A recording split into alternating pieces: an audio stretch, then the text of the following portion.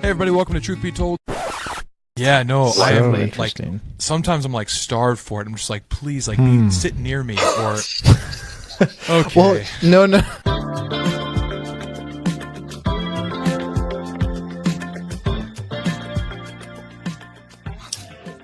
Welcome, everyone. Episode 5 of Reacting to Truth, where we butcher quotes, pose as philosophers. But most importantly, we've got a great show today. Honored to have on the pod our first guest, the one and only Mr. Micah Gunn. It couldn't be anybody else. How could it be anybody else? Bradley Bean, Bornhorst. How could we get any other guest besides the one and only man that we have been reacting to? It felt like he's been in the room with us. Yeah. When we're talking. We got yelled at when he wasn't the subject matter of discussion. I think our one episode. Yeah. So, we lost a lot of fans when he wasn't the subject. We course corrected pretty quick. We're giving them what they want. More Micah. And this time live. You know, would it be too much to say that he's... Go. I want to hear. Is it too much to say that he might possibly be the next C.S. Lewis of our generation? End the podcast. We love Micah. We're so excited that he's here. I'm not over exaggerating, awesome. Brad. That's got to be heresy in some circles. I think Micah would. It's quite possible. No, we love Micah. We're excited to have him on. So when we get him on, let's remember. I'm trying to remember all the credentials that he has. This is Micah Gunn. He's the the host of Truth Be Told podcast, and he's magnified. Yeah. He's written several albums that we're going to see if he notices on Brad's wall. Unless is back there. Is that other album his as well? No, that is a Switchfoot album. Although, okay. Hang on. Give me a sec here. He will. I think he'll appreciate this. If I'm not mistaken, this may be the OG album. I could be wrong, but I think that's the first album. He looks. He looks really young. He looks like he does look young, like almost not old enough to be making music. But that's like Testament of Light days, Micah. That's a shout out. Do you remember Testament of Light? Whoa, I think I do. I don't know though. That sounds so familiar. But that is a call back. Yeah. Anyways, we got Micah on live today. We're excited to talk to him. We're just about to start it up. So this is our first live interview. Please be graceful to us. And Micah's he is C.S. Lewis compared to us in doing these things. So for sure. So we're excited, and we're going to get him on right now. Oh, yeah, I do kind of hear it, yeah. It's like All right, and a big shout out to our new intro music, and outro. Sup Gamble, hashtag Sup Gamble. Yo. Jake Bornhorst for the vibes that he's given us in the beginning. Dropping we love him. Beats. Yeah, we're dancing. That's why we're dancing on the intro. So thank you, Jake Bornhorst. We appreciate it. Dude, first, thanks for doing this. This will be fun. No, I'm excited about it. It'll be cool. Thanks for humoring us. We just said off camera before, well, on camera, actually. You'll find about it later. Yeah. You might be the C.S. Lewis of our generation, so you have big expectations. Full disclosure, I didn't stamp that with Brad. That was Brad. I wouldn't have wore you either. I wore that. We're just going to log out now. Just going to silently back up. I mimed shutting my laptop and burning you at the stake at the same time. It's all right, because later he flashed some gang signs. I did flash gang signs, incidentally. So, welcome to Reacting to Truth, Micah Gunn. Thanks. We're excited to have you on. Yeah, this is going to be pretty cool. It feels like Inception almost, but it's not. No more than me reacting to your guys' reaction video of my video. Mm-hmm. But that's the perfect lead-in, cool. Ryan. Yeah, that's exactly. Actually, we know you did a reaction video to that, but Yeah, we have a series of questions. We're not going to do death by question. It'll be death by something else eventually for you.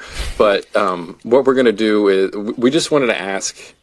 We know you did a reaction video to our reaction channel of you, but we got you here live. We wanted to ask you what was your initial reaction to having a reaction channel? It was the weirdest. It was the weirdest thing I've ever seen in my life. I wish you guys could have been there, but that was kind of part of the payoff for you, I'd imagine, hearing it from somebody else. Like it being that much of a surprise that I didn't even hear it from you guys. Yeah, it was so strange. Just someone came up and said, I love the project you're doing with Brad and Ryan. And I was like, yeah, you must be imagining things because I'm not doing anything with Brad and Ryan. And he pulled it up and sent it to me, and I was like, that is my face with them. And it wasn't until like 2 days later I could actually ask Brad about it. Ryan, you weren't even there.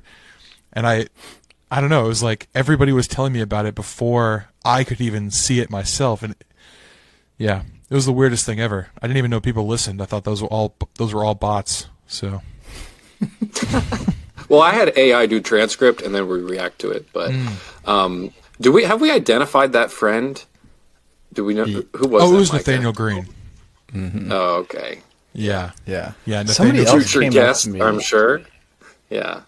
Go ahead, Brad. Well, I was gonna say somebody else came up to me also, and they were like, "Oh, Micah's like, he's kind of worried because he found out about your podcast. Have you not talked to him about it?" And I was like, "Oh, this is perfect." So then, like, it was kind of some suspenseful build-up until I saw you at Winter Weekend. That was fun. Yeah, Wait, I wasn't. So you didn't. So I wasn't worried. I was worried that you guys were.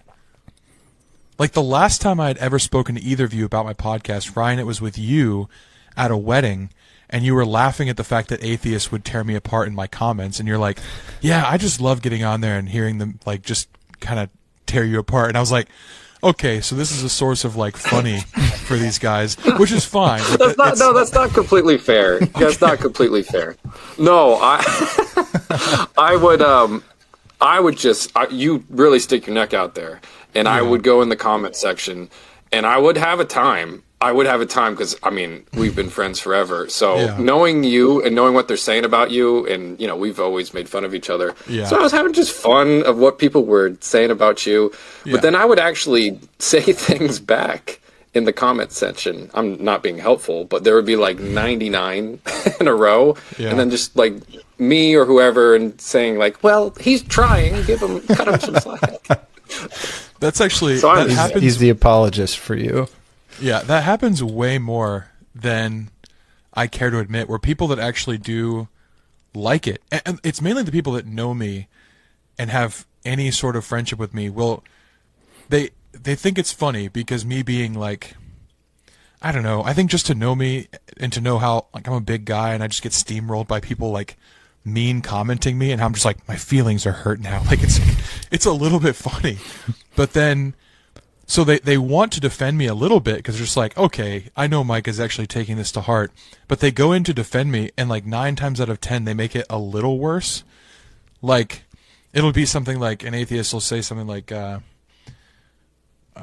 point was stupid, you have no clue what you're talking about, and someone's like, even if he doesn't know what he's talking about, he's doing a good job. And I'm like, come on, man. Like we're talking about a service dog or something. Yeah. Right.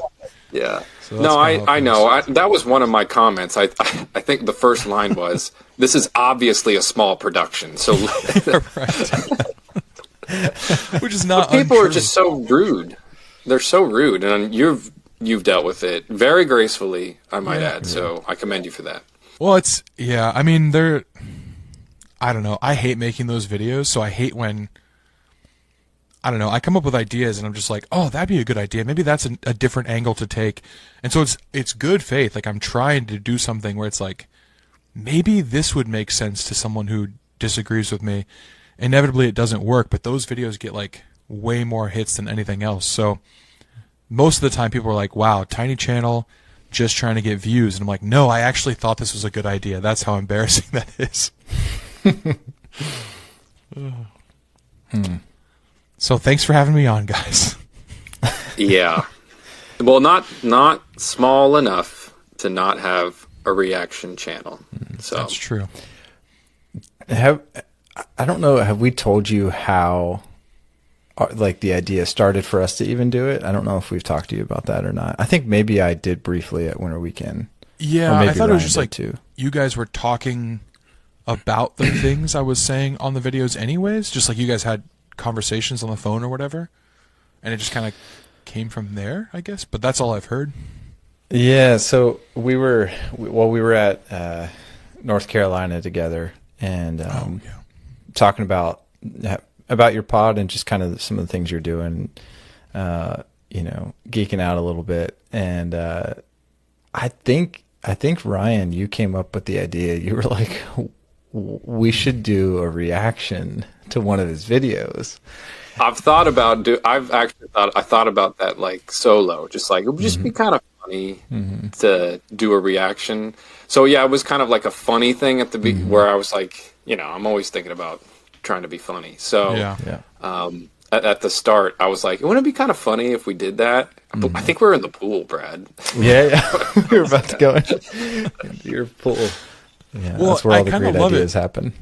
I kind of love it because at first I was like, are they strictly making fun of me? In which case I wasn't bothered. I was just like, I want to understand if there's sentiment behind this or not, because I either want to be part of the joke or like be touched at the thing they're doing. I don't know. I just didn't understand how I should be thinking about it. And then when I found out that you guys were serious, I was like, oh wow, this is like the most serious I've ever seen these guys be ever with me. And then I found out You're not even there. Yeah, and then I was like, no, there's actually more joke in it than I thought. And I was like, oh good, that's actually perfect. So it kind of made me comfortable again. I was like, yeah, it needs to be a little bit making fun of me, just a tiny bit. Otherwise, it's way too sentimental to be gruff men about. Yeah, and making fun of ourselves along the way. Yeah, as well. yeah. So it's fun. Yeah, you guys do a good job. Yeah. Well, I consider Brad and I together get close to your ability to do it on your own, because we're having a hard time with like he says in the intro, we butcher quotes, we pose to be philosophers, but things just come very naturally for you, Micah, and you've always been very articulate. I can barely even say the word articulate, but it's hard because we kind of share our brain, Brad and I, on these things, which I think is helpful to get through conversations. Because, I mean, I've had moments where we haven't even recorded that much, and I've started sentences, and I don't even know where I've gone with them. And Brad's been very generous and helpful to get me to the end, hold my hand to the end. No, I've heard Brad do the same thing. Oh, for sure. Yeah, for sure. No, multiple times, too many times. I actually disagree, though. Like when I listen to you guys, I'm a little jealous because I don't have anyone to. Wow, this sounds so sad. I should have thought about this sentence for a little more first. I don't have anyone to talk to on my podcast unless I'm doing. Okay. Unless I'm doing interviews. Start crying. Yeah, when I do interviews, I have people to talk to, and that's really good. But those are a little bit more like, okay, I had an agenda with this one. Like I read a book from someone or I saw an interview, and the information that I heard, I want to replicate on my podcast. So it's a little bit more structured. Whereas you guys, like, you have something to structure you, which is just whatever I've said in the last video, but you can pause it and just riff whenever you want. And I don't have that. So that's why I'm so excited to be on this right now, because it's just like way more easy to like not feel like every word has to be tailored, or not feel like, oh, I have to pause that, or I'm going to have to edit that whole section out. Or like there was one time I recorded and I accidentally posted an unedited version of what I had recorded. And every time I start, I go in front of the camera and I do this. And then I go. And nobody knows that, but I do it because it sets a spike in the audio so that I can line up the video and the audio together when I go and edit it. Interesting. Wow. So it was just this audio of me just going, hey everybody, welcome to, no, that was wrong. Hey everybody, welcome to Truth. And like, But that's the kind of stuff that, like, when you're just with people, you can do, and they can laugh at you, Yeah. and then you move on. If I'm by myself and I Yeah. do it, then it's just, like, a little weird. So I had to Yeah, take it down. that is true unless your editor just keeps everything in, which happens. Yeah, for I've seen Ryan that a lot. too. So things that I'm like, no, take out, please cut that. And Yeah. he's like, yeah, we're gonna keep it in. Hey, you know He that said some 10-minute really speech? favorable things. No, go ahead, Mike. Go ahead. No, just like, yeah, I know there's certain times even where, like, in it, Brad, you'll say, like, yeah, and we can edit this out later, and then Man, it's clearly so many still times. I gotta like Editing be takes careful. time. Yeah, Let's be I real. get it. Mikey, you have a really nice snap, by the way. Yeah. That was really clear. keep that in your podcast. I'm gonna extrapolate that sound for later. Talking about editing. Yeah. Hey, Yeah, I'm sure that was what you quick guys question. wanted to get into. Quick question. Has there been so far a reaction of ours to your content that you've cringed at or thought, not where I was going, not not what I would have taken from that? No, not yet. I mean, definitely things that I didn't intend. Like, you guys would draw out things, and I was like, oh man, that's actually a better separate point than the one I was intending to make. So I'm hoping other people got that as well. And then, like, the last one, I had a few comments. I commented, like, I spam commented that whole video because I was like, oh, Loved it. I think you guys were talking about, like, the RSV as a translation. I was like, no, that is actually a translation. So, like, I wanted to be in the conversation with you because I had something to add, but it didn't. No, it never felt like you guys took the video in, like, a direction that I didn't intend it to. And that's actually the coolest part for me is, like, you guys are a really good litmus test. I'm just listening to this for myself, and being like, I think that made sense, or sometimes it makes no sense and I have to go back in and re-record. But hearing you guys talk about it is like, oh, okay, good. Like, that point got across a little bit. So that's been good. That's fun. Great. Well, more to come, and I'm sure you'll have disagreement points. So, I mean, in our latest one we're going to drop is, does God have a love language? I'm probably not saying that entire one well, but that one we had a little bit more fun with because we took on two of your more heavier videos, which was what happens after you die, basically, if you don't know Jesus, and then the one before that we took on atheism as well. So we try to, I think this latest one we're dropping here soon enough is a little bit lighter, a little bit more fun, and we loved it. We loved doing it. What's that? How do you pick that? Like, what are you guys looking for in an episode that you would react to?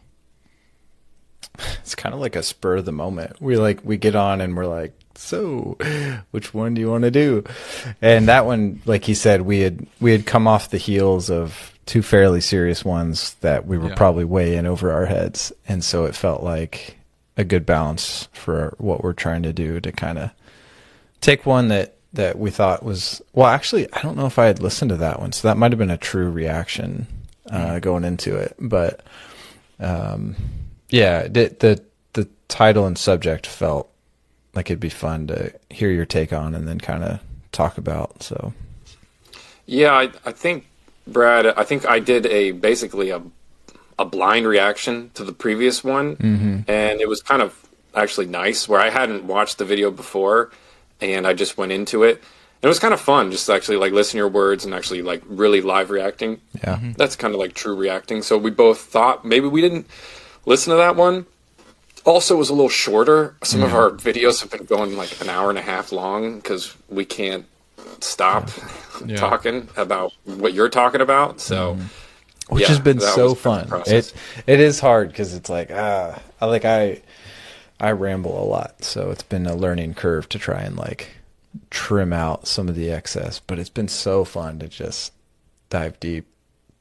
Yeah, and you're doing the hard work, Micah. Well, it doesn't feel like that from the outside. Like, listening to you guys just feels like listening to a conversation. So I know when you listen back and you're thinking podcast, YouTube channel, whatever, it's like we do have that tendency so often to like edit to the point of, I mean, editing's fine, but like we edit to the point of removing ourselves as much as possible. It's just like, oh, well, I don't like what I said there, or for how long I said it, or whatever. Like even right now, I'm like very conscious of myself speaking, and I'm like, okay, Micah, wrap it up, like get to the point. And I know you're both thinking the same thing. Did I say that? No. Oh. I just laugh because I relate to that. Yeah, it happens. You start thinking, I have a good point to make, I think, and you travel along that path for a minute, and then you realize, oh, I've been walking this path for a long time now, I need to stop. But to anybody else listening, it doesn't feel that way. So it's kind of weird to try and, like, you almost can't self-censor. So I wouldn't worry about it for you guys, because I've never felt that way for you. I got a question, Micah. Do you have a favorite episode that you've done of your own content? You've done a lot of content, but I mean, maybe give us like 3 if you don't want to choose your favorite child. But yeah. Yeah, it's funny because sometimes, in a way, they're like writing songs where when I write songs, typically years later, I'll go back and listen to that song, and it'll be like, man, this means a different thing to me now than it did, because I'm not in that same place. So sometimes I'll actually listen back to things and I'm like, man, I talked about that? Like, I had the guts to talk about that topic or whatever, and I'll listen to it. I'm like, there were actually some good points in there, and I will learn from my past self because I'm in a different spot now than I was. So in that way, there are some that are just like, I couldn't even list them as favorites because I kind of forgot. Like, I'm at like 140 something episodes right now. Wow. And you kind of just forget all the things you've covered until someone brings it up and you're like, oh, yeah, I think I talked about that. I would say definitely some of the interviews have been some of my favorites, just because getting to talk to some of the people that like I respect. Like, I'll read a book and I'll think, man, that guy like has it together. He knows what he's talking about. And then it's just like, maybe I could talk to him. And you do. So this person becomes like a human that you're interacting with rather than just words on a page or like an idea that you're dialoguing with. So some of those interviews, I thought like it's kind of a long shot for me to be able to talk with these people. And then when it became easy, I was just like, oh man, what a sweet opportunity. So some of those have been really neat for me. And then I think aside from videos, it really is so much about reaction, not your guys' reaction necessarily, although that has been really cool. That's a different kind of fulfilling, but like you get a little, you can tend to get a little discouraged when you're just like, okay, I know why I started this, I know why I'm doing this, I know why I think it's important, but I'm not necessarily seeing it work like I would hope, or like I see somebody else working. You get kind of comparative. And so when I think that way and I don't have a lot of response, whether that's in comments, views, likes, people sharing it, whatever, it can get a little discouraging. But there are certain ones where like I'll just have a really good interaction in the comments, and that will like flip my whole, just my entire view of it. So like just recently I had one about why did God let this happen to me? About residual pain and scars, and why God can, call us out of our pain, but then still, we still hurt from it afterwards. Like, why not just heal us all the way? And I had it didn't get a lot of views or anything, but I had one guy in the comments that I interacted with back and forth for like just a few minutes. And he went from a guy that was saying like his first comment was, I mean, I hope it's okay to say on here, his first comment was wildly inappropriate. It was like how much he hates God. And he said, I brought up Jacob wrestling with God. And he said, well, he only lost because God cheated. And if I had a chance to wrestle with God, he'd be begging to get back up on the cross before I was done with him. And I was like, man, like, wow. This guy is flaming mad. And then like within the course of a few comments, I just didn't react angrily to him. And so we talked a little bit longer. And by the end of it, I said, I actually don't think you're mad at God. I think you're mad at this person that your past church has presented to you as God. Like, they told you God would do this, or God would look this way, or God would fulfill this promise. But God doesn't actually claim that about himself. So figure out what the Bible says about God. Like, let God speak for himself. And then you can determine if he's been faithful to you or not. And he's like, you might be right. they might have told me the wrong thing about God. I need to go find out. I'm like, wow. Oh man, like to flip that was so cool because it's like what I've believed about apologetics this whole time. It's what I believed about the power of Scripture and the Word of God and what God can do in people. But for a while, it's just like you think nothing of what you do or the videos you make or the effort you're putting in, and then one person just has like a slightly more positive reaction afterwards, and you're like, okay, everything's worth it. So I'd say that one, like things like that rather than the subjects themselves have been the most rewarding. That's really what some of the outcomes of the subjects. Hey Brad, that kind of is a good segue for what you're going to ask about kind of the origins and the inspiration. Yeah, just curious kind of what led you, this will I guess be like a two-parter. So what was the inspiration to start the podcast? And then you kind of have talked about the journey a little bit, but then where do you see it kind of going? Do you think it changes a lot? Do you think you stick to what you've kind of been doing? Yeah. The first part I'll answer. Have you guys ever heard of Mike Winger, Bible thinker? Mm-hmm. Brad? Yeah. Ryan? Okay.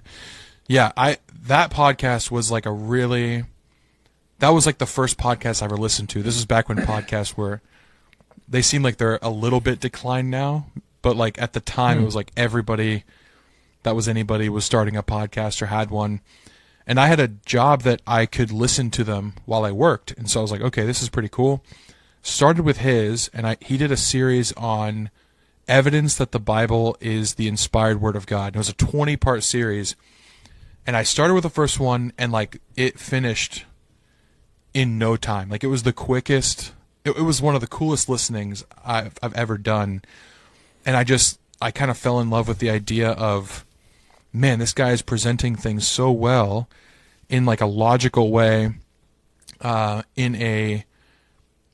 It was logical, but it wasn't devoid of like beauty. Also, he gave me something I could share with others who had explicit questions. It was topically laid out. And I was like, man, this is like such a valuable resource that this guy not only helped me with, but I might help others with if I share it.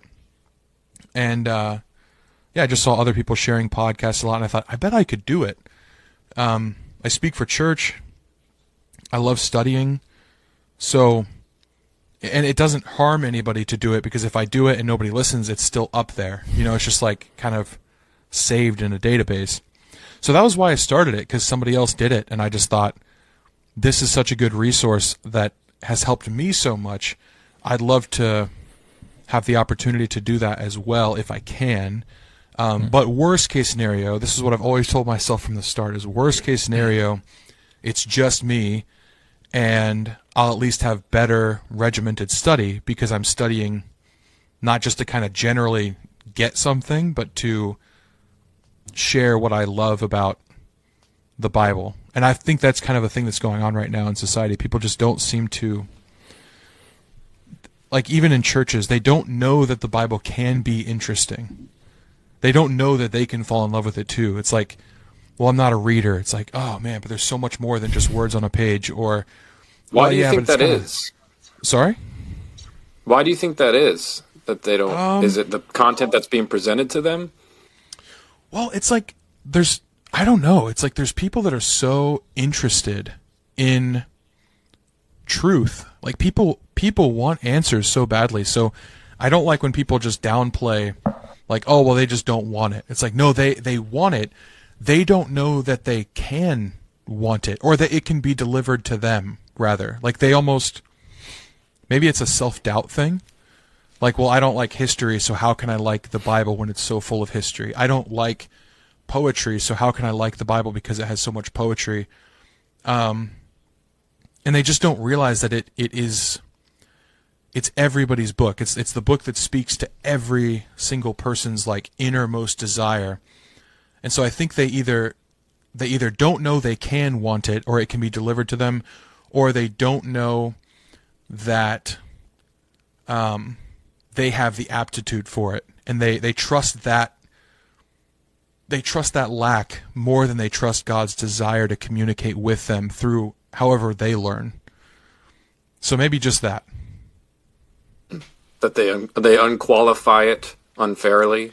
based upon maybe presuppositions and things that they think they know. Or even like the guy themselves. that you had just mentioned, who you were like, hey, maybe give it another shot. Maybe what you had learned wasn't quite the accurate depiction of God. Like, how many people has that happened to, where, not to dog on any other church, but it happens. I mean, people have really bad church experiences, and it totally throws them off. But yeah, I mean, I think even well-intentioned, in well-intentioned ways, like our church, I mean, we go to the same church. Our church, I think, is a great church. There's really good things about it. But I also know that while we would never preach salvation by works, like we would never say that out loud in a sermon, that like you can earn your salvation, we'll always even explicitly say you can't. Culturally, there's something underneath that is almost a little bit like, why do I feel that way then? And you can kind of notice it by every time we feel the need to qualify. We're like, now I'm not saying you can earn your salvation. It's like, why did you feel the need to defend that? If you weren't even getting close to it, you wouldn't need to defend it. And that's not to harsh on our church. I love where I am, but it's just to say even well-intentioned places can have flaws like that might be something for me. Like, my personality might be one to push through those things and say, okay, I want to challenge that a little bit. I want to look into that a little bit more. But for someone else, it might just feel like a weight that makes them feel like, oh, I can't approach the Bible. It's too heavy. And no one is intending this, I don't think. It just is it's the nature of a church that is speaking to a lot of people to not really know how to speak to individuals. And a lot of times people that speak to individuals don't know how to speak to a lot of people. So it's just different skill sets and learning how God communicates to people through his one inspired word, but in so many different ways to reach those different individuals. Yeah, I think we talk to each other in the masses often through culture. Like you just said, our church has a culture. Other churches have a culture. Again, we won't dog on other churches or even our church. Yeah. Or we could. No, we won't do that. But disfellowship from everywhere. Non-denominationally Micah started disfellowship. Well, actually, okay, so I actually think that's really good. I started out being very hesitant about what I could and couldn't talk about on my channel because I thought this might be a little too pointed. Someone might listen to this and it's going to get shared around and I'm going to get in trouble. And I think I've started to go away from that a little bit. I'm not like radical or like aggressive or anything, but I think that's the difference. My heart is not one that's trying to tear down my church, someone else's church, my faith, someone else's faith. It's not in the business of tearing anything down, and so I won't deliver it that way. I refuse to deliver it that way. If someone feels provoked by that or they feel torn down by it, I can apologize and make things right, or I can take that and say, maybe they feel that way because there's a little bit of guilt going on and I can't control everybody's responses. So, but I do think it's so healthy to have places where you can openly, not criticize, but openly talk about the fact that we're people and we're going to have some problems, and not being afraid to call those out, not by pointing the finger at people, but by saying, hey, where can we grow? And anytime you say, where can we grow, that's a place that you're not grown as much as you'd like to be in. So someone can take that as criticism if they want, but it's just not that. And I think to not point out stuff that's problematic is to almost stop growing. So hopefully that's how people take it. It's to distance yourself, because if you just point from a distance and say that's wrong, you're not saying, okay, that's wrong, but I'm going to go put on a hard hat and help build it. Yes. Type of thing. You have that mentality. You've always had that mentality where you'll say, I don't know about that, but let me get my hands dirty and figure it out. See something, say something. No, not really, but it's that whole. This is one of the quotes I butchered before, Brad, which was John Adams and his disdain for people that just tore things down. Mm-hmm. And I share that, where all they do is they're basically just playing Tetris and just tearing things down. And they're not they're not building anything up. They're not offering solutions. They're not offering to go in. All they do is stand from afar and take sniper shots, basically. Yeah, right. And I think that's really unconstructive. Yeah. And on the other side, too, I think I've had to learn. So I used to be a person that just stood from afar and said, that's wrong, that's wrong, that's wrong, right? I mean, you remember making that video that, well, maybe we don't need to bring it up, but we made a video. Bring it up. We made a video years ago when our church was going through difficulty that was like music, and we altered the words to the song Hallelujah by Leonard Cohen because we thought in our 13-year-old, 15-year-old state that we knew what was going on. And so we wrote this like... I was 27. Okay. No, we weren't that old. We were teenagers. Like 2010 era? Yeah. Yeah. So our church is going through difficulty, through division, and we're looking at it. And we thought we knew what we were talking about, but really we were just pointing at something that vaguely felt wrong, and we just decided to be social justice warriors all of a sudden. But that very funny and stupid incident in my life did actually kind of become a thing where I realized, I am just kind of upset at things. I am just kind of like, well, that's wrong, that's wrong, that's wrong. This speaker's bad, this speaker's boring, this pastor did this thing, this pastor did that thing.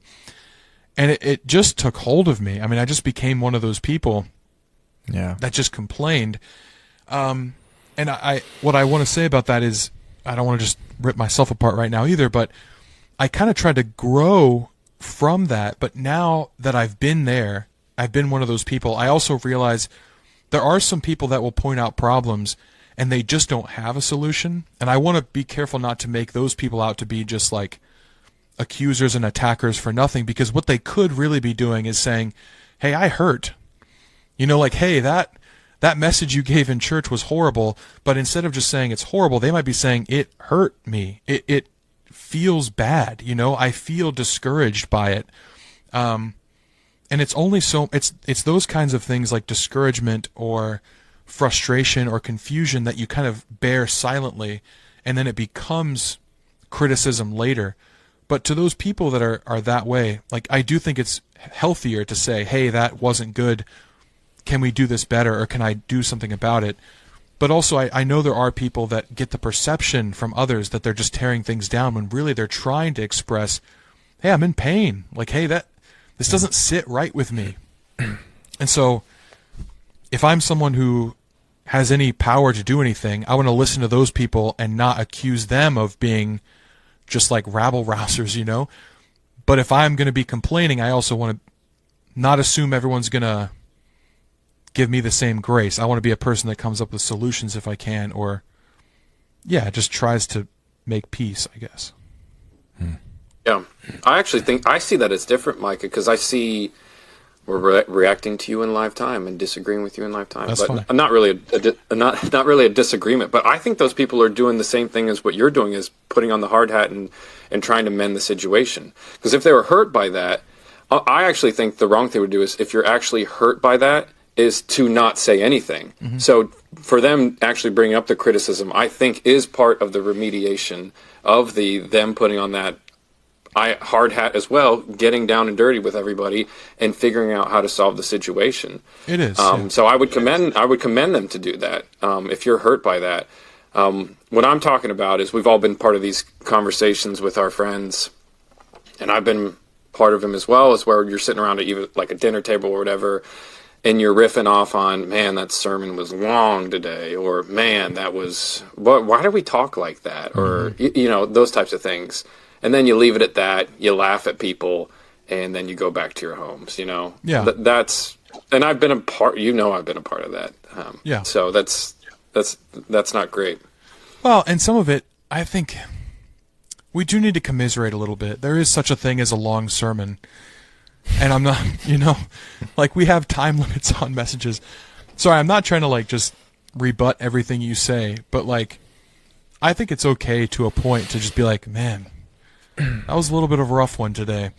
But yeah, when it does come to, like, how often do you make that a habit, or, is it influencing how you view the entirety of your church? Have you boiled your congregational experience down to just the sermon you heard that week that might not be the best every so often?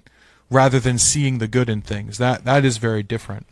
And I do agree that people talking about the things wrong is a good step. It's just, you see it done so, it's such just a difficult situation. And it's almost like a little mini what we have going on in America, right? Where it's like people will be upset about something and they protest, and people that are cool with the thing will look at the protesters and be like, idiots, they have no clue what they're doing.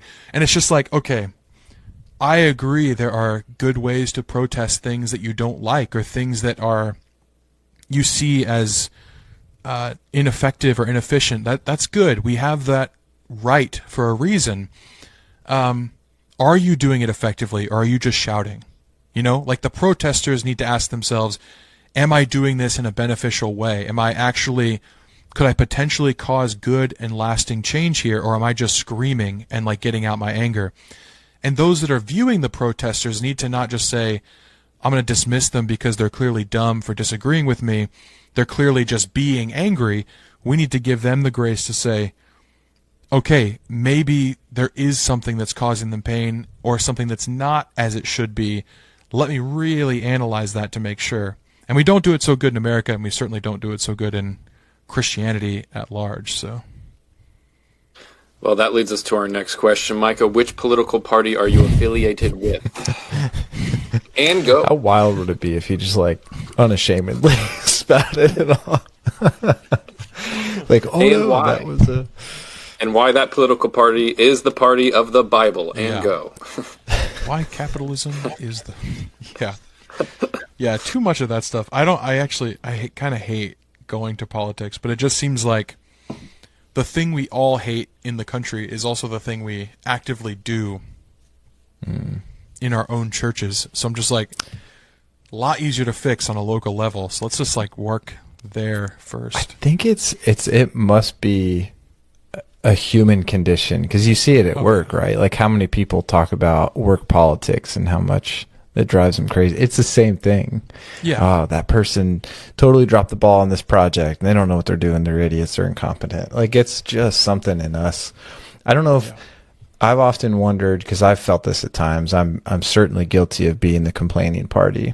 I wonder how much of it is due to insecurity, where maybe something in me is not totally secure with whatever the topic or situation is, but it feels better to kind of throw darts and bring somebody else down instead of actually deal with the cause that I'm dealing with, the root issue. But right. Or realize that there even is a totally separate issue going on, where it's like someone might be doing something horribly wrong.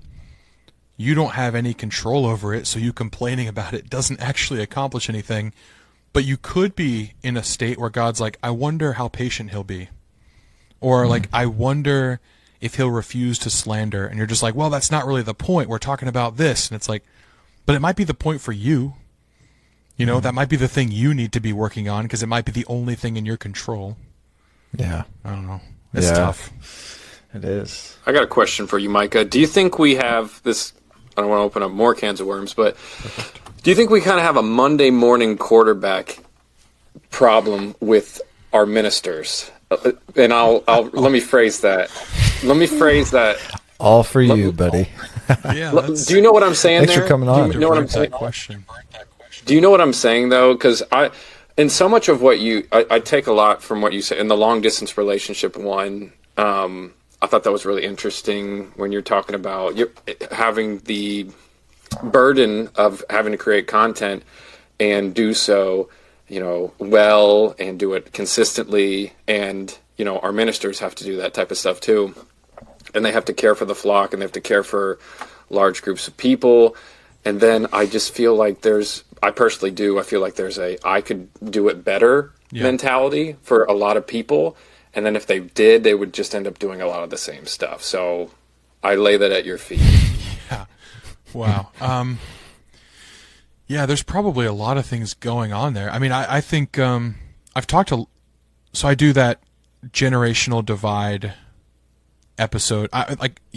You guys probably haven't talked about it on here yet, but Brad was talking to me about it earlier. I do these episodes where they're interviews with people from our church of different generations, and I kind of talk to them about what are the good things you see? What are the problems you see? How do you feel perceived? What are the strengths of your generation? What do you need from other generations? And it's been really cool. It's gone slow because getting people to join that, they're afraid of being a little too critical, so they're hesitant.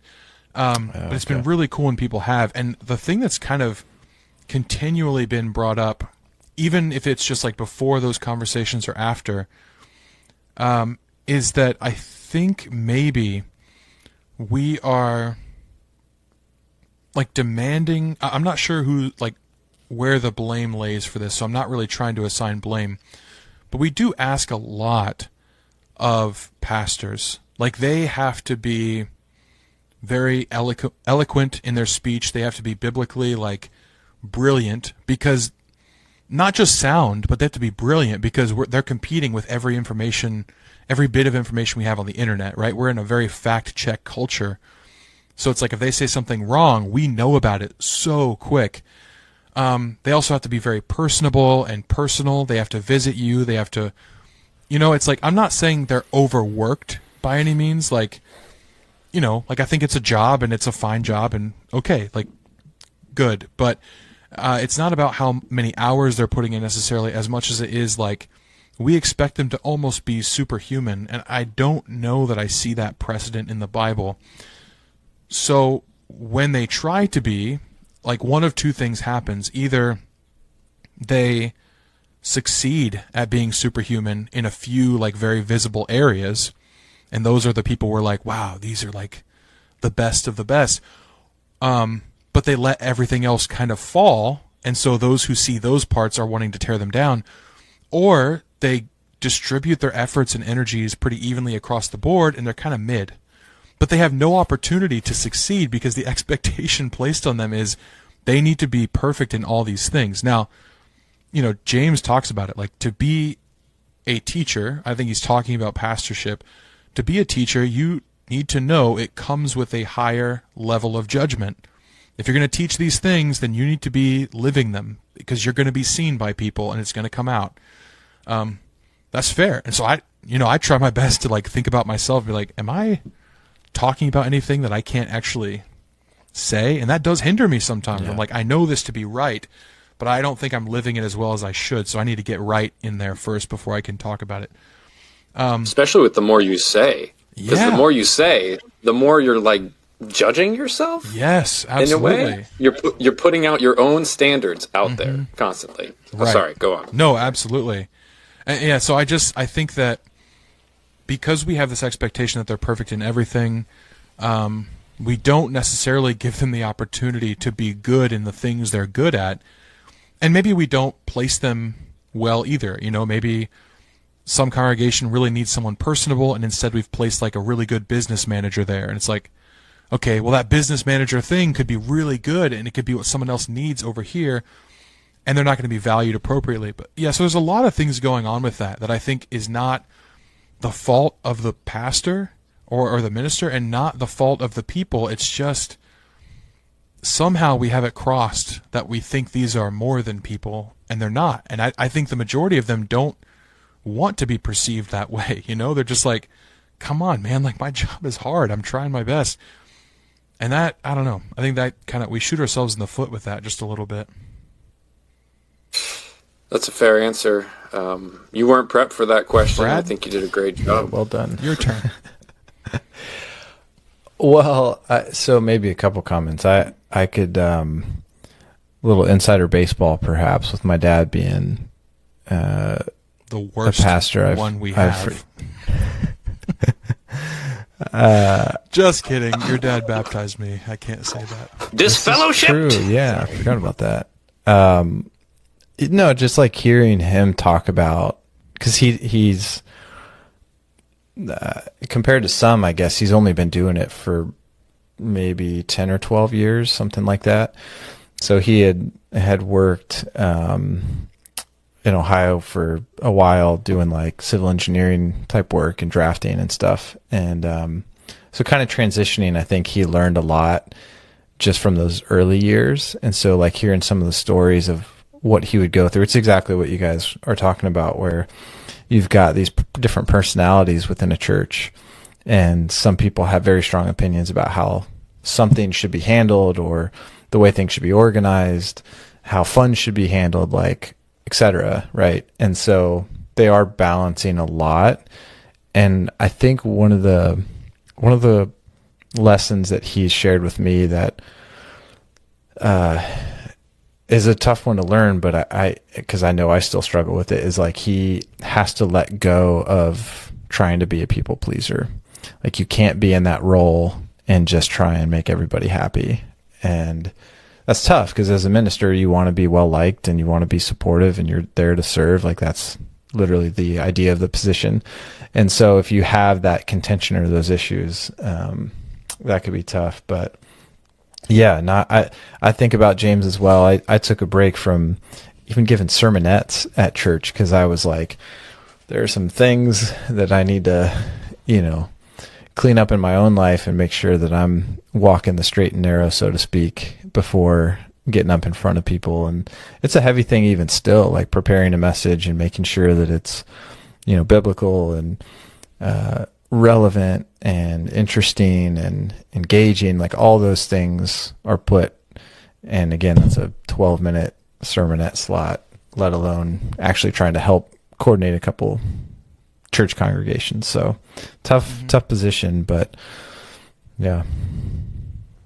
Any of you either of you? This is a stupid question. Have you either fact checked a speaker? Maybe just Brad. You got a mute button on that bad boy for this guy. Brad has a master mute. Have either of you fact checked a speaker in real time in the audience? Yeah. 100%. I have. Like, weekly. I think I do it every week. I'm not even kidding. And I mean, I think it's okay. So our pastor... Wait, can you explain that? Actually, a weekly's a lot. Yeah, I think weekly I will fact check the pastor. That makes sense. I'm not. Yeah. What I'm not saying is I correctly prove them wrong on something, but I will definitely challenge something and look it up. And I don't just take what they say at face value. If they say something that I haven't reconciled to myself, I'll be like, that was a claim. Let me go check it. So I'll do that. And I think that's good, actually. Like, I try not to do it. I mean, you guys know me. I do like to debate things. I do like to, I don't know. I try not to have the reputation. I was going to say, Micah, knowing you, this 100% makes perfect sense. I shouldn't even be shocked. So go ahead. I try not to be argumentative, but it is a problem. Like, I do tend to be a little too forceful with that kind of thing. Not because I'm mad or angry or upset. I'm just like, I get a little passionate and I'm just like, oh, but you said this, but what about this? And they're just like, whoa, like, you are coming at this a little bit strong. Fortunately, I think where I go to church, we have a really nice culture. Like, we even have, most weeks, we've got like chats after church about the message. Like, 2 minutes after services, we sit back down and he's like, all right, you guys have anything to say? Like, good, bad, interesting, like, comments you want to make, questions you have, like, let's just talk about it. And really sometimes cool. There's nothing, there's no pressure, but sometimes there's just like, well, you said this and I was confused. So it's kind of encouraged. And I think when that kind of thing is encouraged, like, just to, not to question me and tear me apart, but, just a person recognizing, hey, I'm human and I don't know everything. So if you have something that supplements what I could say or corrects something I said, feel free. There's a humility there that doesn't make people feel like they have to do that all the time. So I think it's a good thing. It creates a culture where it's like, I think that's a brilliant thing to do, because even if 95% of the congregation don't say anything about it, it creates a culture of that humility that you said that, hey, your feedback is available. So you can never say when you're off on your groups that, things don't change, how are we going to change things, whatever, because you leave that door open. I think that's a brilliant thing to do. Yeah. So yes, every week. The way you explained it, though, it actually does make a lot of sense. I think that is something we should be doing, because it's a part of paying attention, following along. And I've misspoken. I know others have misspoken accidentally too. So that happens. That's not necessarily uncommon, but yeah. Brad, I've hijacked a lot of these questions. Oh, no, do you have anything? Do you have anything you want to ask Micah? I know I like went way. Things, I mean, we went from how did you start your podcast to like church government and structure, like really fluidly. Yeah. I don't know how we got there, but so sorry, I either. kind of hijacked some of it, but. No, you're good. You touched on a couple that I kind of wanted to talk about, which was the generational series. We can talk more about that, or if you maybe that's TBD because you're still involved. I will say real quick, I loved the last one that you did. I forget the kid's name. He was so brilliant for I don't know how, I'm assuming he was 13 or 14 years old, but he was very eloquent. 15. Is he older than that? Really eloquent for a 15-year-old or for a 13-year-old, but kind of dumb for a 15. I said 13 or 14. Is that what you're saying? I was close. Anyways, I thought that was great. Yeah, that was really cool. I like that one. So there was that. I was going to talk to you more about that, or the people on the podcast, but you've kind of touched on that as well with Mike Winger and some of the others. What do you maybe because about that? Yeah, I'm curious. Like I told Ryan, maybe strategy is the wrong word, but do you have in mind like certain people that you want to have on, like when you're considering who to invite? Is it just topic focused? Is it like I really like this person's perspective or the way that they approach things? Like tell us about your process on like how you're shooting for that. And you've done well at it. We were wondering beforehand like how many rejections you've gotten, if any. But you've had some great people on there, which is really cool. Have you had rejections? I'm curious. Ryan jumps in at that last bit. No. Forget the first part of that. Wait, we're talking about females, right? Female rejection? Oh, yeah. I've definitely had both of those things. Sorry. Podcast guest. Go ahead. Yeah. Yeah. No, so I've definitely had rejections. Most of them are... okay, it's interesting. So I wanted to do an episode with an atheist and basically steel man each other's arguments. So rather than me being like, let's debate, like let me fight your argument and you fight my argument, I want to kind of dispel some misconceptions about each other's thing. Because like Christians might think atheists are all mean and stupid, and I'm like, actually some of them are brilliant and like really good-hearted. They just disagree with you. Yeah. And then atheists might think Christians are like brainwashed and they don't think about things, and you're like, there's actually some brilliant Christians. Mm-hmm. So I asked Bart Ehrman, who's just like kind of one of the most famous atheists in existence, and he got back to me pretty quickly actually, which was super cool. But he said, "Hey, I'd love to be on the show. This sounds like a cool idea. I charge $1,000 for each hour." And I was like, huh. Whoa. Like it totally makes sense that he would charge like this is these people's time, so like I didn't at first I kind of like balked at the number and that he would even suggest charging, but then I was like, well, no, actually that shows like a level of self-respect that I can appreciate. But what's funny is with no other Christian that I've interviewed have they ever suggested payment. They're just like, of course I'll be on your show. Like they really love what they're saying, and they've seen my show. They will check it out to make sure, like, is this guy a crackpot or something? And they know I don't have a lot of subscribers. I don't have a lot of people watching my show, but they believe in it and they appreciate that I value their input. And so that's been really cool. But I did get rejected by him, not outright, but because I didn't want to pay $1,000 for that episode. You have a minimum? Could you have done like a 15-minute little banter session with him? Or no, he just said $1,000 for an hour. So please, sir, can I have 5 minutes? Yeah, I'll give you $20. And then I did get rejected, or not quite rejected. I'm still, like years ago, I emailed N.T. Wright thinking I would never hear from him because he's like so famous. And he emailed back, weirdly enough. That was the coolest part. But he emailed back. He said, Micah, I would love to do this. It's so kind of you to ask. I don't have time for it right now. Ask again later. And I was like, okay, I will. So 6 months Say it how he would say it, though, in his beautiful voice. Oh, he does. I know. I Is can't he even working do on- that grandfatherly of a British accent. Is he working on like a tome? I can't remember if it's him or if ancient- it's... Archaic book hidden in like a sarcophagus? Is N.T. Wright working on a sarcophagus book? Is that what you're saying? No, Yes, like yes, his yes. life's work. Like trying to think of like Gary Habermas he just came out with I think it's called a tome. I mean, we do butcher things, but I'm pretty sure I have that right. Didn't we change that to book about 1,000 years ago? Wait, what? Didn't we change the word tome to book? Like Yes, maybe but it's a specific century kind of ago? Penning book. a scroll that I All don't right, you know what? This is worth Googling midstream to check. Sorry, Brad. What is And again, I totally hijacked what you were trying to talk about, Micah. Your process in getting a guest. No, We- this is a worthy joke and Google Okay. search from Brad. So a tome, Tome, refers to a large, heavy, and often scholarly book or volume, especially one that's part of a larger work. So, like Gary Habermas So did one on kind the of. resurrection. So kind of a book.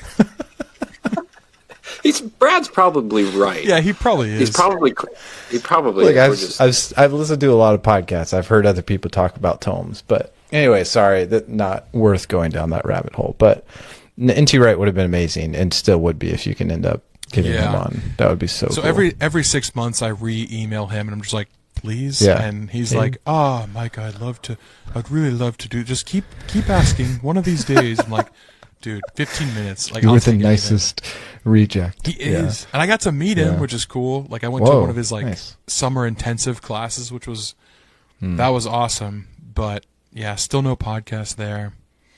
Other than that, though, it's amazing. Like you can find emails of people. Like it's not that hard. People are these guys are famous in a very different way. Like I couldn't find Taylor Swift's email. But I can find like the theology version of Taylor Swift's email because they're just book writers and like Bible nerds. And I love that. So.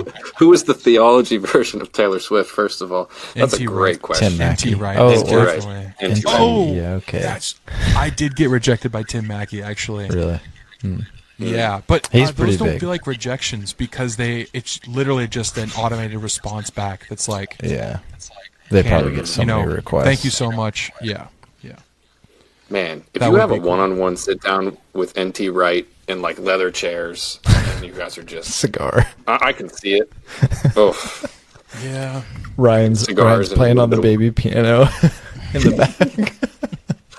Brad's just holding a bass. He doesn't know what to do with it. He's just holding it.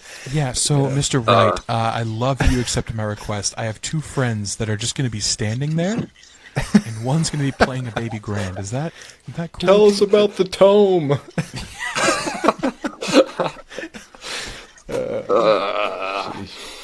No, that's so cool. As far as process goes, though, sorry, I just super briefly, Yeah. basically it's just if I'm reading something that is like inspiring to me, I will try to. And I just think like, man, people need to hear this. This has affected my life. I try to share that with people through an interview, or if it could work a little bit differently. If I hear a lot about a certain topic, like people are like, oh, I have questions about this, or this. I'm like, okay, I'm going to read up on that because I don't actually have a good answer. And from that, I will find people that have good answers and bring them on. But really as far as it goes, as far as planning it all goes. You're doing great. Yeah. I think you should start a Kickstarter to get Bart Ehrman on your That would be cool. channel. Yeah. Yeah, I will. We'll front some money. I guess to give him maybe a little benefit of the doubt, he is a pretty legit scholar. So the work he's done is not like he's the real deal, I think, as far as biblical scholarship. And obviously we would come to different conclusions, but yeah. Well, he's also One- a professor. So like his time is okay. literally Yeah. worth, it's not just like, oh yeah, I pretty much make all my money from my books or like Right. social media or whatever. It's like with my time, I do something that makes my living. So like that's fair. Him Yeah. charging was not a bad thing. It was just interesting that Do you think Like, it's he also doesn't like he's have got to God. hedge his bets a little bit? Like he doesn't Yeah. know you, so you could be bringing him in to try and like make him look like a fool, and so Or it's just like, all waste right, his time.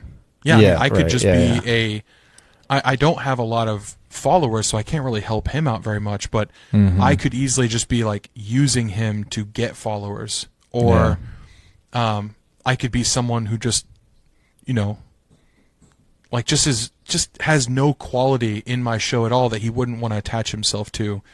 So I think it does hedge his bets a little bit, which is smart. It's a wise move. I just thought it was interesting that the Christian people that I've reached out to are much more like, sure, I believe in what I'm saying so much. I believe in the value of like the Word of God and people getting to know Him, that like any outlet is something worth pursuing if it becomes available to me. And I think that's a very different thing that Christians have that, you know, other people don't. Because our hope is it's so big, you know, like the apostle said to Jesus, you have the words of life, where else should we go? And so if you have that firmly, like if you firmly believe that you have access to the words of life and you can share those with people, that becomes so much higher than what it might be worth to you personally. So that's just been cool to see that motivation in people. yeah. Could I ask one more question, sort of related to this? Yeah. So one of the things that I've also admired in the people you've had on and the conversations you've held, to my knowledge, I don't think you've ever once tried to bring up differences in theology or doctrine, which we would have some. And so I guess, not trying to like lead you into an answer, but what's kind of, that seems intentional, I guess, just from a person viewing it. And I've appreciated that, but I'd love to hear kind of your thoughts on approach. Yeah, I guess it's two things. The first thing is that when I'm reading the books of these people or listening to the podcasts of them, the things that stick out are the things that enhance my faith. And sometimes that's challenge, right? Like I will be challenged by people in them sharing their differences of belief, for sure. But that's more a personal challenge. That's like, okay, I need to go back to the drawing board and like think about this and work this out. It's not really something I want to present on a podcast because it's not necessarily helpful. I'm plenty vulnerable about my flaws and like things I don't know without being like, I literally have nothing to give you. I just want to tell you I'm confused about this thing now because this guy challenged me. You know, that doesn't make for a podcast that's actually helpful to people. But they'll challenge me and that's really good. But it's just the things that are so much simpler to talk about are the things that you have in common, or not just have in common, but that actually build you up. Like I'm realizing that it's not just people from my own faith background that have insight and intellect into things, you know, and I'm just like, man, these guys are brilliant. Like I can take a lot from them and we can edify each other a little bit. So that's kind of the motivation. It's not out of avoidance of disagreement. It's just kind of finding it unnecessary and unedifying. Sure. You can do that in like a personal way, one-on-one, but there's so much to be. Okay, I'll put it this way. I started a journal recently. I think that's kind of a good thing to do, but I'm really bad at it. But I worked this thing out where I was like, okay, I was thinking of relationships like a garden where we want them to grow. Relationships with other people, whether that's like romantic or friendships or mentorships or strangers or you and God or you and yourself, any relationship you have, you want certain parts of it to grow and you want other parts to not grow. Like there's weeds in there, right? And I find so often we end up focusing on the weeds so much that we miss any flowers. Like if all we could do is just pluck out the weeds, then we'd feel comfortable. It'd be like, oh, good. It's sterile now. Like there's nothing here. And then you realize it's a garden. There's supposed to be something here, you know? And so as often as we want to make sure we're not just allowing weeds to grow, we also need to make sure we're planting something good. And so in these interactions I have with people, like it might be tempting to say like, well, where do we disagree? Let's fight that out until you see that I'm right, which might not actually happen, because sometimes we might be challenged to the point where maybe I'm wrong on something. But also there's just so much good to grow, and not enough time is spent focused on that. So I love that. That's kind of just what I want to do. I'm just not really interested in fighting. Like, I like to debate, I like to argue, and I like challenge. That's fine. But if that's not approached in the right way, then it just becomes contentious, and it just tears down, like we talked about earlier. So what can be planted instead? Sorry, another quick follow-up that I just thought of. Do you think that there could potentially be room for that? Like, I agree. I think it could easily become contentious if not handled in the right way. But this might go back a little bit to what we talked about before, which is being open to critique, being open to not just complaining behind the scenes, but engaging a little bit. Like, how do you think a conversation like that would look between people of different views on pretty critical beliefs? Yeah, so that is a good point. I mean, I do think we need to know how to disagree with people effectively. We're not very good at that.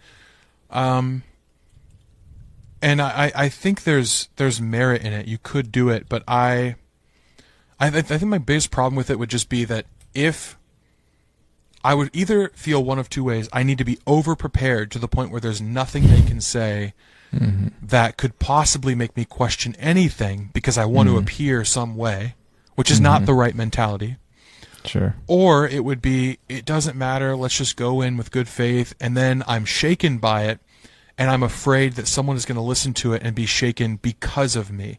I'm okay if people, like, consume media that is going to challenge their ideas, but they need to have the ability to take that in as they want, as they can handle it, not just have it sprung upon them. So it's a little hard talking with certain people that might just be contentious, because it's acting out of fear both ways. So I'm not saying this is correct. I'm just saying this is where my mind is a little bit. I just have a little bit of fear that I would be leading someone to follow along with my being shaken, which for me wouldn't be a big deal, because I know ultimately, like, my bedrock is Jesus Christ. It is the text of Scripture. It is God's will for my life and mankind. And so I don't feel the ability to be shaken beyond belief. But if someone listening were, that is a terrifying prospect. So it's just fear. I think it's really just fear. No, that's fair. Thanks. I really don't want to end and that's on not. No. And that's a good night.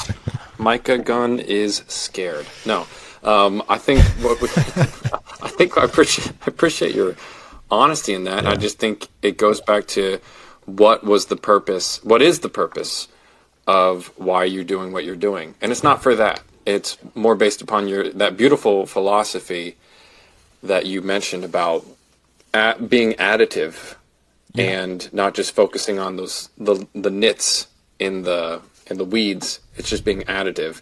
And because they've strengthened you, why would you then ask them to come on and then talk about, well, did you think about this? No, you're trying to grow together. So I can appreciate that.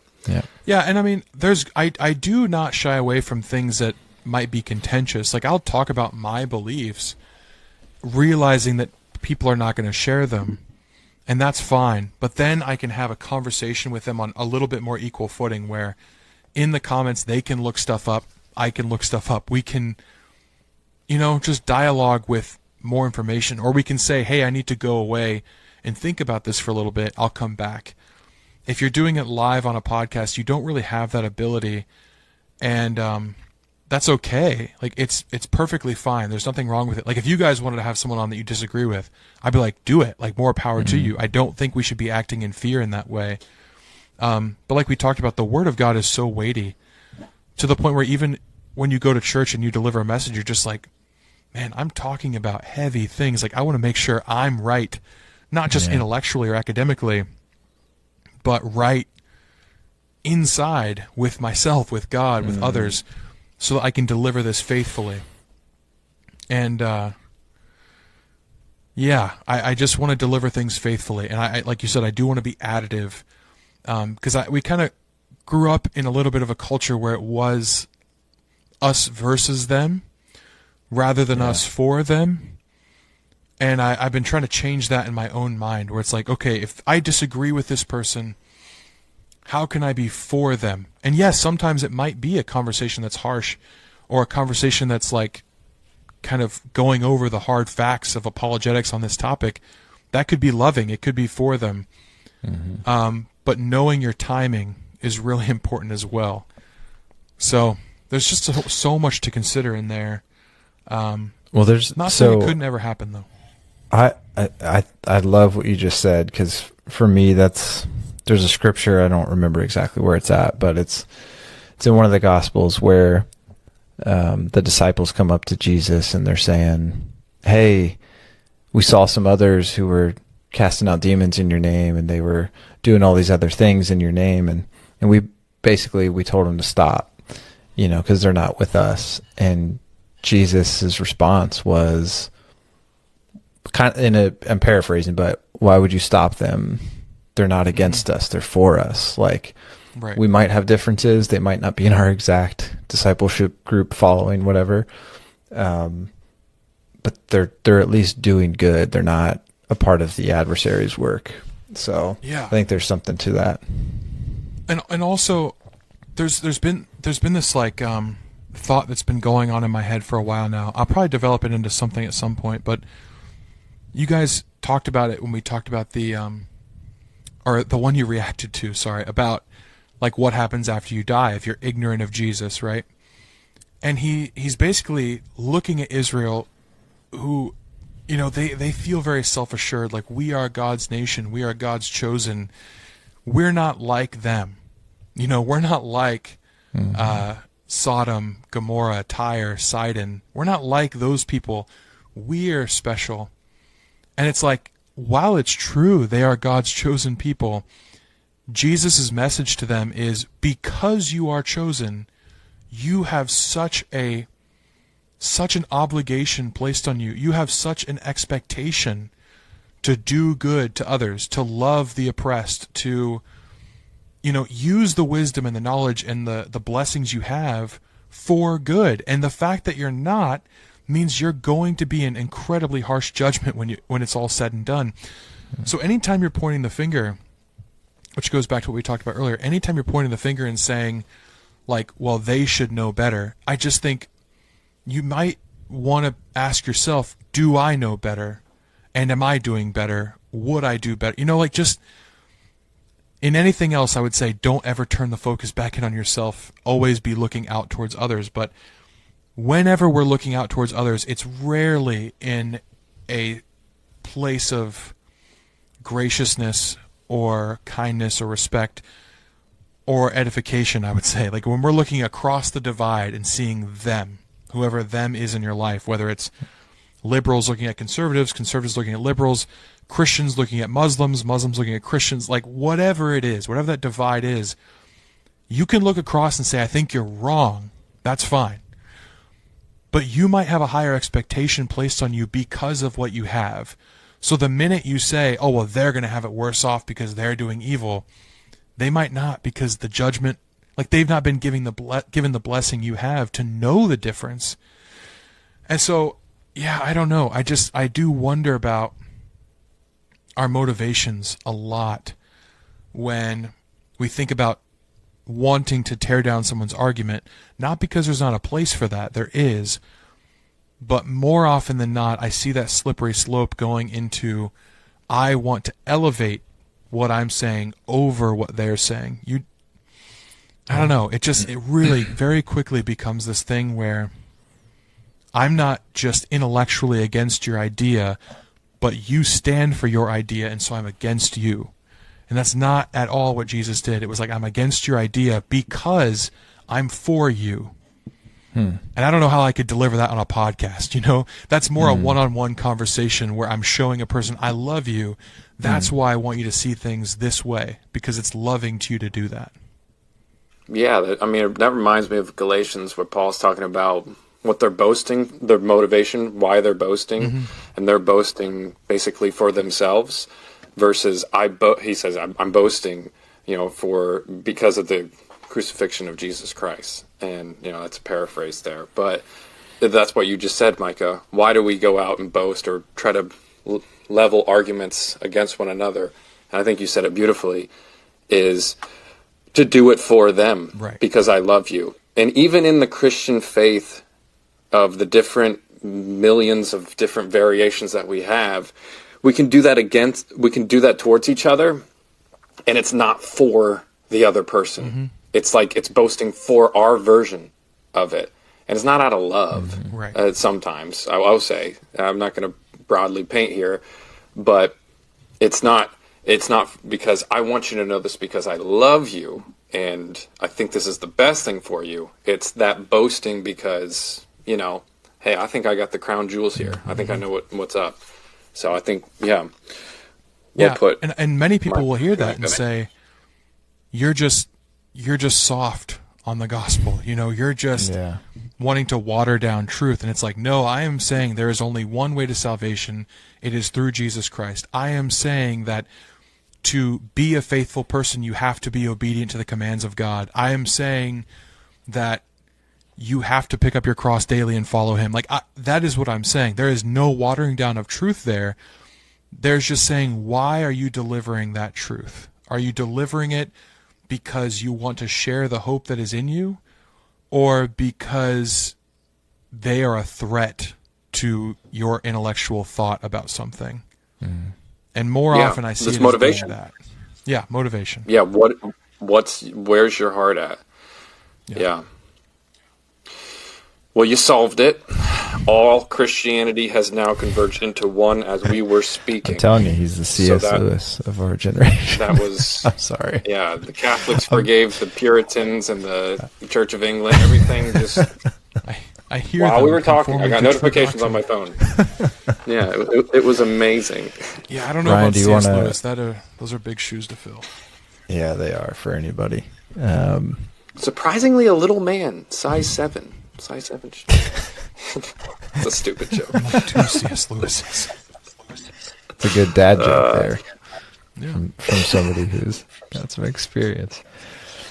Do we want to get into the rapid fire? Let's get into the rapid fire. Yeah, and Michael, we want to say we don't want this to be a one-off. We don't want you to be lonely. Yeah, no. Anymore. I'll come back anytime. Was that a country music? What? It's a quarter after 1. Oh, I'm all alone, and I need you now. Sorry.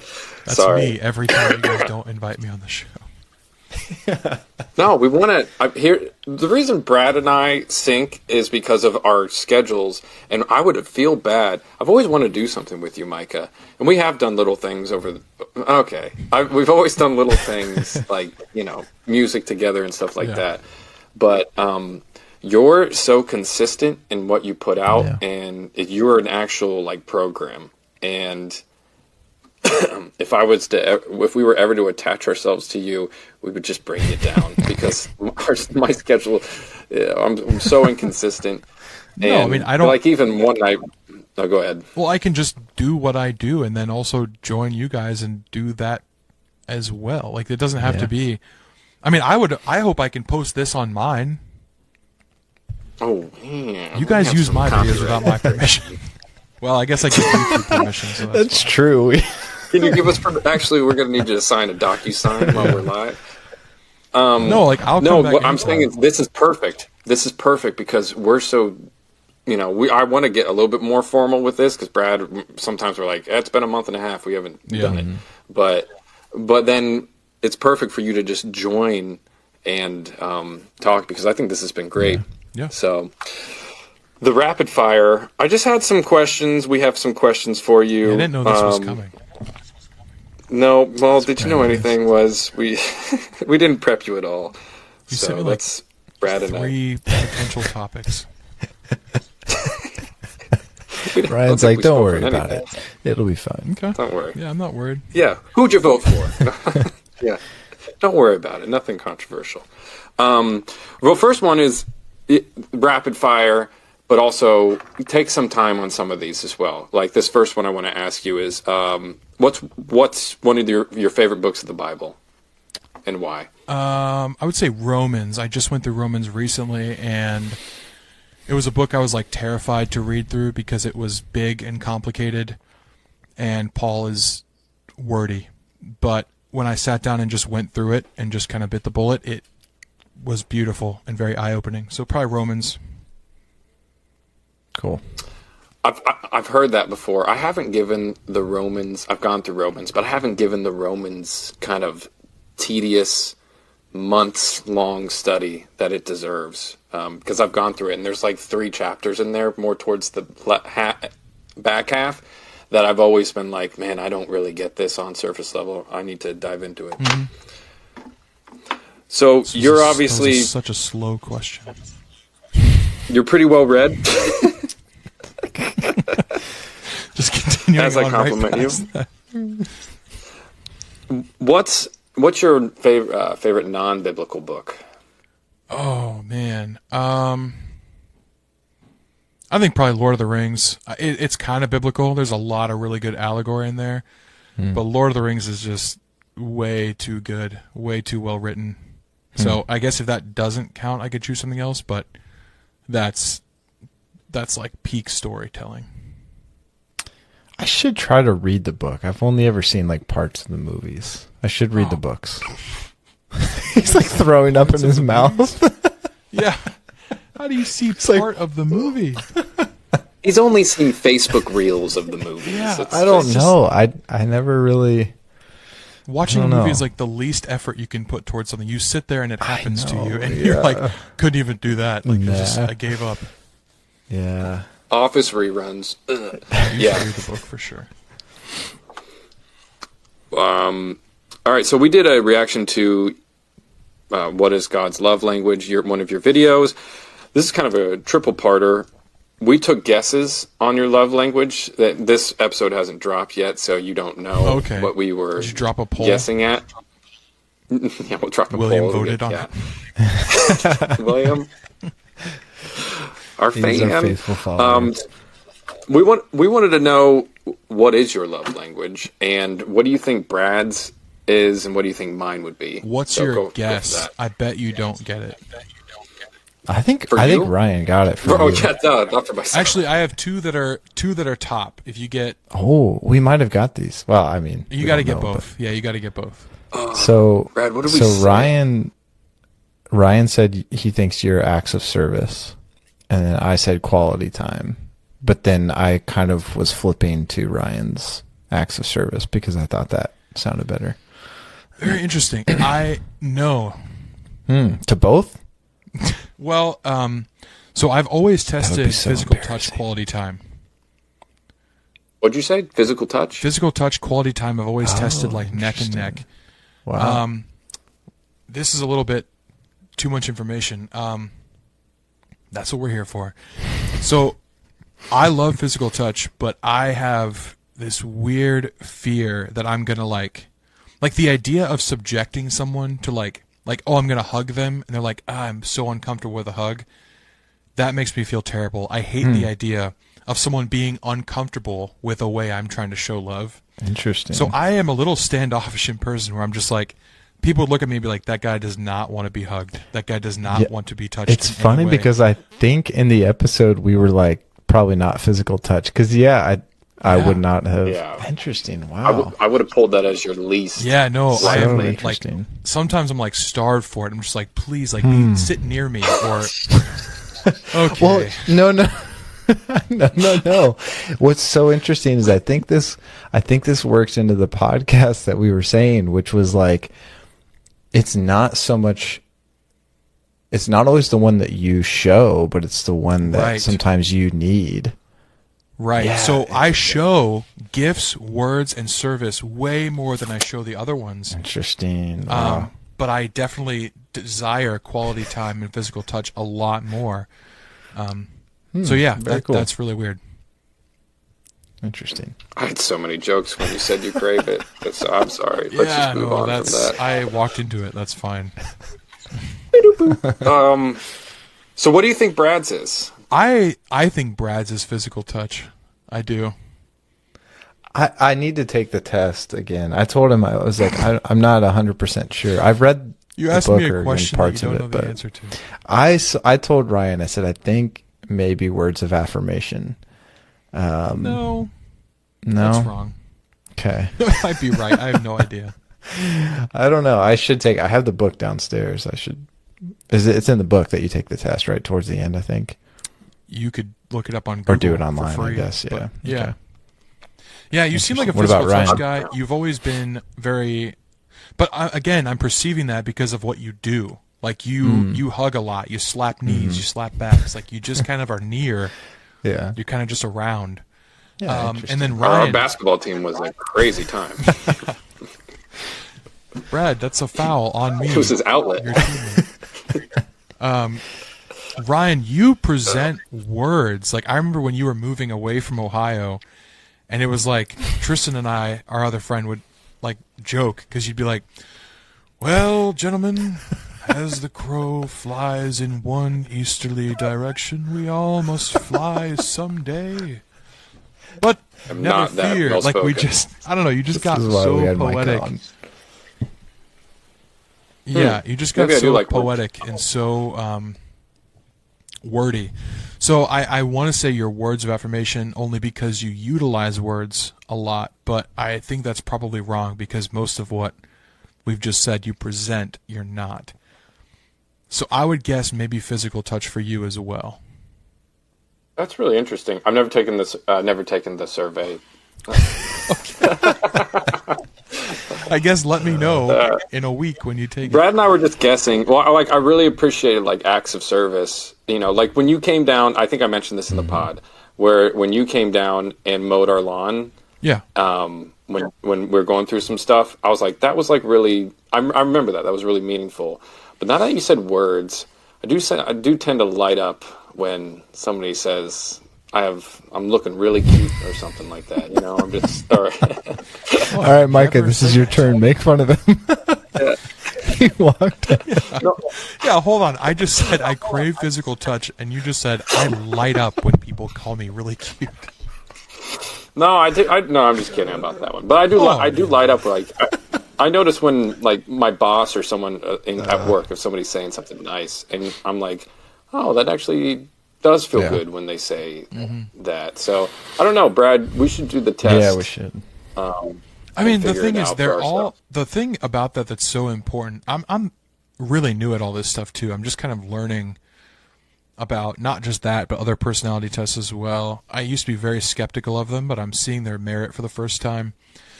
All of them, I think we should train ourselves to receive as love if we can, because it allows us to read love from other people where they're trying to deliver it. I follow these one guys on Instagram. It's like I don't know, like this guy, and actually I don't follow them. They just pop up on my algorithm a lot. But this guy and his wife is like she's got ADHD, anxiety, and stuff like that. I just wanted to learn about people with anxiety and like figure out how they operate. And he's like, I love physical touch, and she hates it. And people were asking like, how do you deal with that? And he said, we just learn each other's language. Like you just have to learn. It's not about, oh, I'm like this, and so I can tell people, here's how to love me. It's I'm like this. Maybe I need to start recognizing other forms that I don't recognize as love, so that other people that are trying to love me, you know, it creates responsibility on both sides. But I think that's what we talked about was, if I remember correctly, it's been a while since I read the book, but I think the author's intent was to make it outward focused. Because if you look at it between a husband and a wife, we had referenced, like, I think he used the analogy of a love tank. And so a lot of couples will struggle when they don't feel loved by the other spouse. And it's oftentimes because they're communicating the wrong love language, was his point in doing all of this, if I recall correctly. So yeah, it's outward focused. And then the hope is that your spouse then picks up on it and goes, oh, I know that Brad needs whatever it is, and then I'm going to try to do that, even if it's not my natural. Right. Maybe I'm not super good at giving gifts, which I'm not. But if that's what Amanda, really wants, is to receive gifts because it makes her feel like I'm thinking about her and caring about her, then I have to practice that. I have to exercise that muscle that I don't have. So if you'll finally give her the Amazon password, that's big of you. You let her sleep inside the house for just once. Yeah, if she's doing that too, or she's focusing outwards and saying, okay, how is he trying to show me love, and how can I register it as love better? And you're trying to meet her where she's at and say, how does she register love, and can I do more of that? It's like, that's tough. So good. Yeah. Micah, and Brad. You're not wrong and you're not right, because we didn't vet ourselves on that one. True. So great job. You're right about yourself. We'll put it that way. Have you navigated a long distance relationship? Because we reacted to your long distance relationship one. So have you, are you, will you navigate a long distance relationship? Yeah. I mean, in our church, like, it's kind of almost impossible not to, because the people we know and see at camp and stuff are just far away. I'm currently in a long distance relationship. I think that's the juicy goss you were trying to get at right now. So you got it. See, get him. Yeah. Yeah, that's what made me think about it, because like she'd visit and I was like, man, there's like so much pressure for everything to go so well all the time. Which was good. It's kind of fun, but also like, I don't know, does there need to be that pressure? So I don't know. That's kind of what first sparked that thought. Wow. I love it. I love it, and I hope it's going well. And that's all we'll say about that. We'll keep on rapid firing. These ones should go a little bit faster.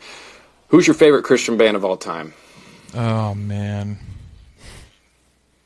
Maybe not fast. Well, okay. Yeah, I mean, Amberlin and Switchfoot have always been like my 1 and 2. Amberlin is, they're just different now. So like I think Switchfoot has to take the spot because they've just been doing it so much more consistently for so long. And they really lean into faith a little more than Amberlin ever has. So yeah, Brad can geek out about that for 40 to 50 minutes. I'm trying so hard to withhold myself. Next question, we right? A whole episode on just that. Oh, yeah. Well, maybe Micah, you and I should do a Switchfoot podcast. That would be so fun. Yeah, Ryan, maybe if you could just log off. Just leave, right? Could I edit it? No, we'll evangelize him. That's a nod to your latest episode. 5 Switchfoot songs. You guys are acting like I don't like Switchfoot. I like Switchfoot. Yeah, I guess. I'm just more of a Lecrae guy. Come on. Hey, they had Lecrae on a song. I do like Lecrae. All right, I like Switchfoot too. So good answer. Yeah. So not going far away from that song. What's your favorite Christian song? Oh man. So Chris Renzema or Renzema is like, he's so stinking good, and I've just found him like within the last year. And yeah, I don't know. There's just so many good ones by him. I think there really are. He's a great songwriter. The one that I end up going back to from him a lot is Holy Ghost, which is weird because it has nothing to do with my personal experience. It's like him coming out of a hyper charismatic church, but it's just so upbeat and good. So that one is really good. Also, Judah has some sweet songs, and Rend Collective. They're like all up there neck and neck. So I don't know. I can't pick favorite song right now, probably, but Holy Ghost from Chris Renzema is the current. That's a repeat for sure. Great. Yeah, I think Brad, you could talk about that if you want, because I know you're big on. You're just withholding your energy. Really because he said Switchfoot and Chris Renzema, and that's like Well, so real quick, I will keep it short. Chris Renzema is recent for me too. In fact, I think you maybe pointed to his music. I forget exactly if it was during a podcast or sermonette or something. Claimed. Yeah. Yeah, I did it. And was it Narrow Road? I forget which one you had referenced, but you referenced one, and I started to look it up, and I was hooked. And so we've done like a couple of his for special musics, and him and John Foreman, I just marvel at their songwriting ability. Like the lyrics are so good, the melody is so good, but I think what it is they take something ancient. You know, like John will write from straight out of the book of Jeremiah, you know? Like Jeremiah is writing about broken cisterns as like a metaphor for Israel, and I'm just like, yeah, I could read right past it, you know? Yeah. And John Foreman puts it in a song in a way that I'm just like, this is what it's been talking about this whole time. Yeah. And he takes some ancient, beautiful poetry and turns it into a real-life practical thing. And I think Chris Renzema does the same thing, almost slightly more modernized. Like he's unafraid to talk about like taking anxiety medication or not loving yourself enough. You know, it's just like he'll talk about very modern things. That's a good and point. I think that's what they do. They just take the Bible in all of its ancientness and are unafraid to bring it into the modern world and say, hey, this is still living and active. That's what I love about them. But sometimes they use the same. Sometimes they use the exact same words in the scripture, just kind of buttress it a little bit differently. Yeah. Terrible word to use right there, but then it's a beautiful, like just piece of art. Yeah, putting it to music too. The same words, like put it to music. That's so right. Shane and Shane is another group that I like, just because they've created so many different psalms, again straight out of the book of Psalms, and it's a lot of time word for word, and you're like, this is amazing. I know it's the English language, so it's it's different than source, but still, it's so cool. Well, and you're like, who wrote this? They will try and adjust it. Like Sons of Korah also does that. They do all the Psalms, and they're good. I'm not saying anything bad about them, but like they will, when in doubt, they will not do like a modern reading of something. They'll stick pretty faithfully to like, this is what the text says, so this is how I'm going to say it. It's almost like John Foreman, Chris Renzema, and Shane will do like a paraphrased translation of the scriptures, whereas Sons of Korah do like a literary or like Young's literal translation. You know, it's like translation of the Bible, but like they just have different feels to them. Sure. None of them are wrong. Yeah, but they're used for different things, and I just kind of prefer what are they talking about, and how can you communicate that to me in an effective way? So that's why I gravitate towards those two. And Shane, they're good too. Good question, Ryan. I like these. These are fun. I want to get off the song question, but I'm curious. I think I know the answer to this first one. Has a song made you cry? And what's the song that's made you cry the most? Yes. I don't know if a song has made me cry. I've been prone to crying, and I listened to a song that enhanced it. I'll say that. Wow. See, this is why we pose as philosophers, but this man, ladies and gentlemen, can you see why we brought him on? Line. I don't get it. What happened? That was brilliant. It's just a nice line, first of all. Okay. But I'm dissecting it. You're already crying. You're walking over to the record player, fumbling through, you're still crying, and then you pull it out. No, it's like it's a little bit of chicken and the egg, right?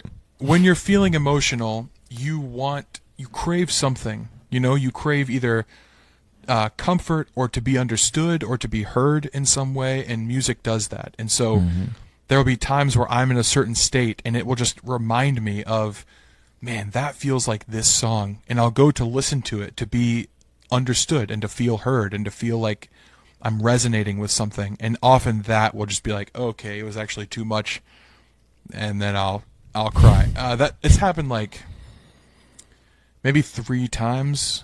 It's probably happened more than that actually, but 3 that are coming to mind. One with this song by Amber Lynn, Symphony of Blase, is just a breakup song, and I was going through emotional hurt, as I always was in my teen years, and so that one got me really good. Once the song "Worn" by 10th Avenue North, that one is really heavy and just very vulnerable, and I felt that at a time, and that one really got me. Almost at, And I then- feel like, I was going to say, I feel like at any moment that one could be like, oh, Yeah. pull Yeah. at the heartstrings. Sheesh. There's also this song, this was actually more recent, so it's why I remember it, but there's one called Weep With Me by Rend Collective Yeah. that is really good because You did a cover of It's- that. I remember that. I did, yeah. It's kind That's of a great. prayer song, and he's just saying like, God, I'm crying out for you, and I need you to cry with me. Like, I need you to be here with me in the pain that I'm experiencing.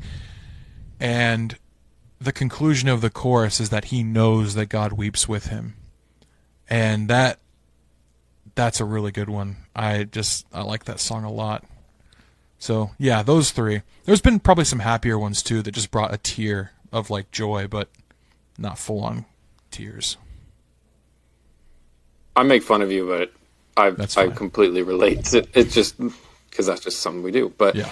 I make fun of you, but I relate exactly to that experience where you feel like you're in that certain state. Or, I mean, I remember when I first heard Narrow Road, I actually heard the Joshua Baldwin version, like just super acoustic. I think I was running and it like basically stopped me in my tracks. I don't know why or whatever. I do know why, but it just kind of stopped me, and I was just like, man, it just hit me. You said it'd be a narrow road, so why am I surprised when it feels like I'm all alone? Yeah. It's just like, Isn't it Yeah. music amazing? Just Yeah. so Yeah. cool the way that it can speak to you at certain moments. Dude, and Yeah. there are, again, I know you want to move off the music thing, but there is like, I have people come to me all the time just about whether it's a biblical topic or something they're experiencing. I think it's my high cheekbones. They feel like they can trust me. I think that's an Office reference. I think, so, yeah, too, yeah. It's definitely Dwight said that. It might have been, But, yeah, I have great. people come to me and they'll ask me, like, what do I do about this or that situation? I'm just like, dude, I have no idea. But the one thing I try to encourage people to do, for anybody that might be listening to this, I sincerely think that music as spiritual weaponry is severely underutilized. Like, time Interesting. and time again throughout the Bible, I mean, there's this one story where, like, Israel's being attacked, they're going to war, and God's like, bring me the choir. And you're just like, what? And he's like, yeah, the choir. They're like, no, we got to have the spearmen up front. And God's like, bring the choir. And he puts them in front of the That's so army. cool, And they're like though, yeah. marching, and you're just like, why? And I think it's because he's driving out spiritual wickedness before he's driving out Wow. the physical, aggressors. And Paul, he's in prison, and we think, wow, it's cool that he was so unbothered by his prison experience that he could sing in prison. It's like, no, I think he's singing in prison because he's bothered. I think there's something about the act of worship in struggle that just fights whatever the thing is you're dealing with. And so many times I've underestimated that, but like let's say I'm close to sin or close to negative thinking or distress of some kind, and songs will just pop into my head. And I just go back to that verse where it says the Holy Spirit will bring to remembrance, in the time that you need it. And I think it's because I've implanted the music there that the Holy Spirit can do that. So there's no doubt that that's what's going on. It's using one of its most prime spiritual weapons to fight against the thing that I need to fight against and don't know how. And often the song will just be like, where that one? And I'll go and listen to it, and I'm like, of course that one. It's like exactly the thing I'm going through right now. And it's pretty amazing. So Yeah. more people need to like think about using that as the weapon it was meant to be used for. Yeah. That's really interesting. I've never heard beautifully that before. said. That's cool. Speaking of, we've referenced Lord of the Rings. Speaking of Lord of the Rings, we are rivaling. I can't even say that. We're coming up on one of their movie lengths right now. We've been going at it for Almost 2.5 hours. Yeah. It's been so good. 2 hours or so. Oh, yeah. Yeah. Okay, so It's been so good. Yeah. That was not a clear segue. We've been going at it for a while. That's what I've been trying to say. So that was all my rapid fire. Actually, you know what, Brad? We got to just name that not so rapid fire questions because Yeah, that was a couple of them that were was great. rapid. We got some good, But no, Yeah. I enjoyed that a lot. It was fun answers. not so rapid. Fun to get fire. to questions that, even though we've known you for a long time, still more to get to know, which is cool. Yeah. It's been a minute since we've all hung out anyways, too. Yeah. So, like, it's kind of fun to do it like this. Yeah, for sure. We got to get our hands on you now that we know that you love it. He was sitting on that for a while. Mold you like the clay that you are. No, All right. And with that, Could I ask one final We're gonna- question? go ahead before we vibe out to Jake. Do you Jake's want to outro. show him that's great. the gang sign? Do you want to Wait, show what? him the gang sign? Yeah, let's see it. I don't know why I did this. We did an intro before you went on, and Hashtag? I was trying to. It was Oh, good. that's how Yeah, they do it was Yeah, good. I just that's didn't right. know what was Yeah. happening. All right, sorry. Yeah.